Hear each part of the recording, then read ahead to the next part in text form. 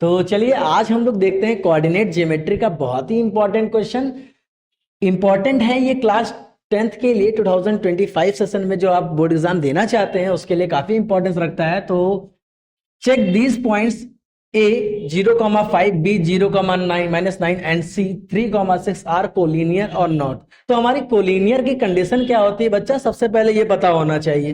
Collinear की condition होती है, जैसे मान लीजिए कोलिनियर होता क्या है, तो कोलिनियर का मतलब बाबू ये होगा अगर कोई तीन पॉइंट ऐसे हों जिनसे एक ट्रायंगल फॉर्म किया जा सके, कोई 3 पॉइंट ऐसे हों जिनसे एक ट्रायंगल फॉर्म किया जा सके तो वो कोलिनियर नहीं होते हैं। लेकिन अगर कोई 3 पॉइंट ऐसे हों जिनसे एक स्ट्रेट लाइन अगर पास आउट हो तो तीनों पॉइंट एक ही लाइन पर लाई करें, then we can say that all these points are collinear. तब हम कह सकते हैं कि सारे पॉइंट कोलिनियर होंगे। अच्छा, तो इस कोऑर्डिनेट ज्योमेट्री में कोलिनियर का क्या रीजन है? आपने जब 3 पॉइंट को नॉन कोलिनियर ड्रॉ किया, जो नॉन कोलिनियर पॉइंट ड्रॉ किया, तो आपको एक फॉर्म मिला, ट्रायंगल फॉर्म मिला।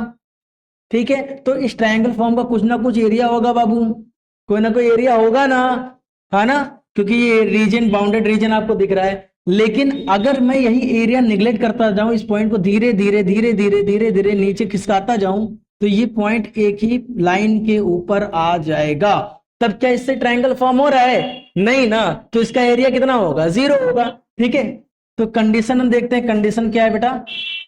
Condition for non collinear point, collinear points, condition for collinear points. तो कोलिनियर पॉइंट्स होगी तो area of triangle must be 0। कैसा होगा बाबू? Area of triangle formed is equal to 0, must be 0। ठीक है, तो एरिया ऑफ फॉर्मूला क्या होगा बाबू? एरिया ऑफ द ट्रायंगल जो वर्टिसेस का फॉर्म होगा वो होगा 1/2 modulus of x1 y2 minus y3 plus x2 y3 minus y1 plus x3 y1 minus y2। I think you understand.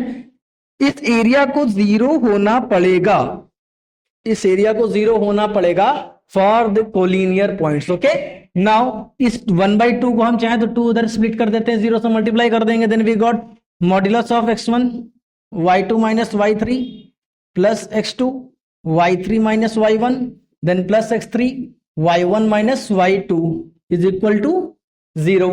समझ में आया? अब देखिए x1 y1 और x1 y1 x2 y2 और x3 y3 हमें गिवन है।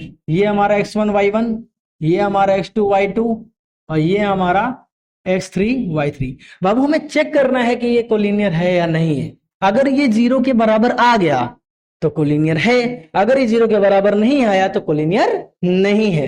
तो सबसे पहले हम सारे के सारे पॉइंट्स की वैल्यू यहां पुट कर देते हैं।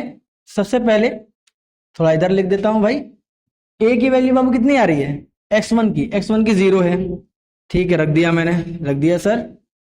y2 minus y3 then y2 minus y3 then x plus x2 की वैल्यू है 0।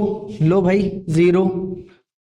y3 माइनस y1, y3 की वैल्यू बाबू 6 हो गई और y1 की वैल्यू बाबू 5 हो गई, ये हो गया। देन प्लस x3, अब x3 की वैल्यू आप कह दो 3 है सर, रख दीजिए, बिल्कुल रखेंगे। y1 minus y2 then y1 minus y2 ये रहा बाबू। ठीक है, इसमें बड़ा ब्रैकेट लगा दो। It must be equal to 0 for collinear point, तो इसको 0 होना चाहिए। तो हम चेक करेंगे पहले 0 है या नहीं है। तो अब ये 0 है, 0 के अंदर कुछ भी लिखा हो तो 0 ही आएगा। -15 into 0 we know that it's also 0। Then plus 6 में से -1 5 कर दो, 1 बचा, 1 into 0 then 0। Then plus 3 5 plus 9, अब तो दिखने लगा ये 0 नहीं है, दिखने लगा ना।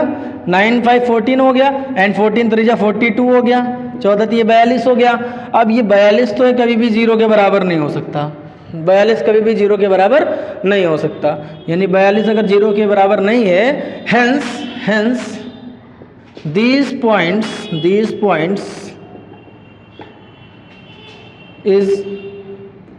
points are non collinear.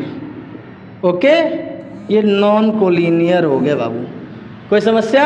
ये नॉन कोलिनियर यानी कि संरेख नहीं है, not a collinear, non collinear या फिर नॉट कोलिनियर। ठीक है बाबू, समझ में आ गया होगा हमें लगता है बहुत अच्छे से। तो ये क्वेश्चन यहीं पे हमारा होता है खल्लास, समाप्त, टाटा बाय बाय। और मजे से ये क्वेश्चन समझ में आ गया है अगर तो कमेंट बॉक्स में जरूर बताइएगा और क्वेश्चन को लाइक जरूर कीजिएगा। तब तक के लिए नेक्स्ट क्वेश्चन में मिलेंगे एक इंपॉर्टेंट क्वेश्चन के साथ। Okay, bye bye.